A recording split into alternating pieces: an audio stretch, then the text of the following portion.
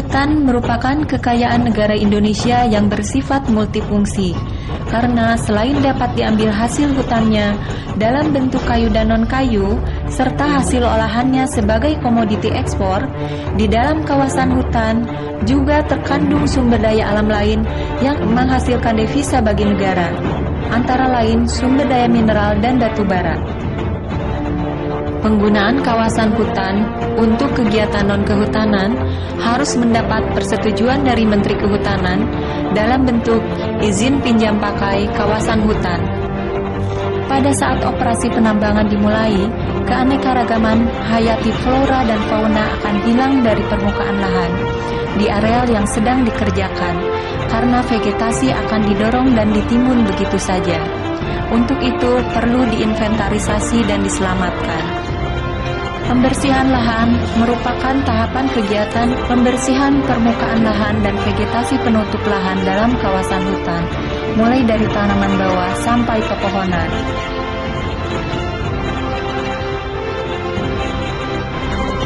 Lahan bekas tambang biasanya sangat miskin unsur hara.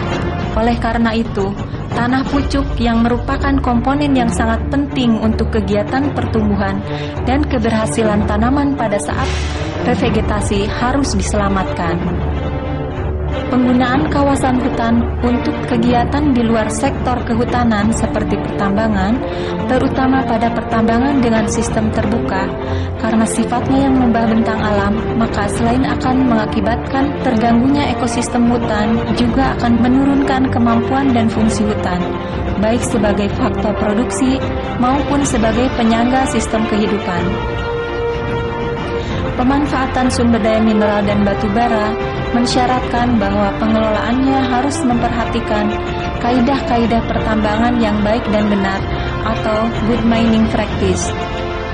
Faktor pelindungan dan pengelolaan lingkungan hidup sebelum, selama, dan sesudah penambangan juga merupakan hal yang sangat penting, karena apabila tidak dilaksanakan secara tepat dapat menimbulkan dampak negatif terhadap lingkungan, terutama perubahan ekosistem hutan.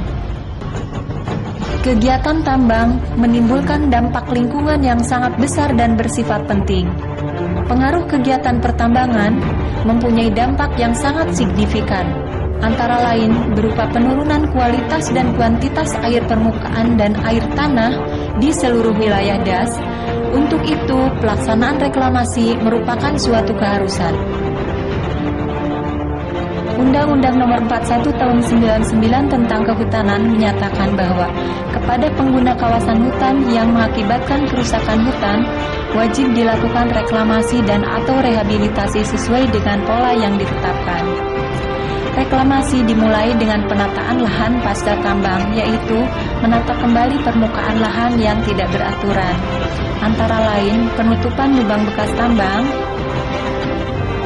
penataan subsoil dan penaburan topsoil. Selanjutnya adalah pengendalian erosi dan sedimentasi untuk menjaga agar tanah dan lahan tambang tidak terbawa masuk ke perairan umum sehingga menyebabkan polusi sedimentasi. Kegiatan ini meliputi pembuatan bangunan konservasi tanah dan penanaman cover crop. Tanaman yang baik berasal dari bibit yang baik. Bibit yang baik berasal dari persemaian yang baik.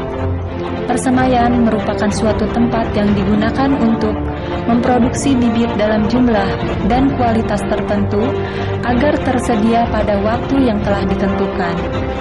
Persemaian untuk reklamasi hutan memproduksi beraneka ragam jenis pohon, baik jenis pohon cepat tumbuh maupun jenis pohon berumur panjang, sebagai tanaman sisipan untuk pengkayaan.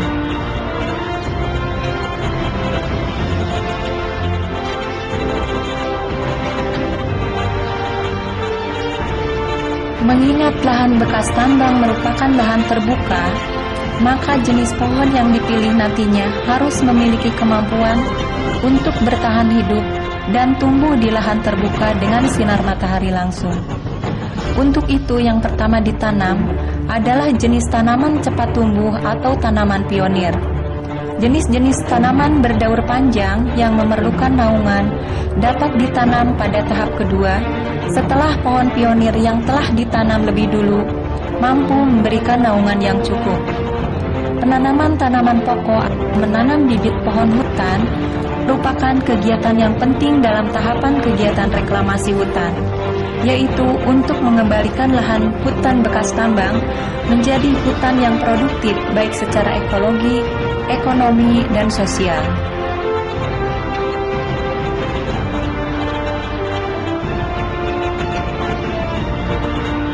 Pemeliharaan tanaman hasil reklamasi dimaksudkan agar bibit yang telah ditanam dapat hidup dan tumbuh dengan baik.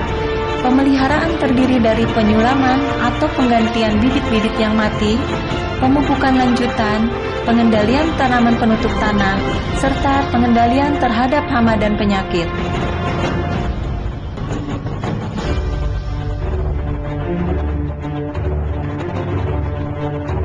Keberadaan hutan, dalam hal ini daya dukung hutan, terhadap segala aspek kehidupan manusia, satwa dan tumbuhan sangat ditentukan pada tinggi rendahnya kesadaran manusia akan arti pentingnya hutan, sehingga akan mempengaruhi langkahnya di dalam pemanfaatan dan pengelolaan hutan.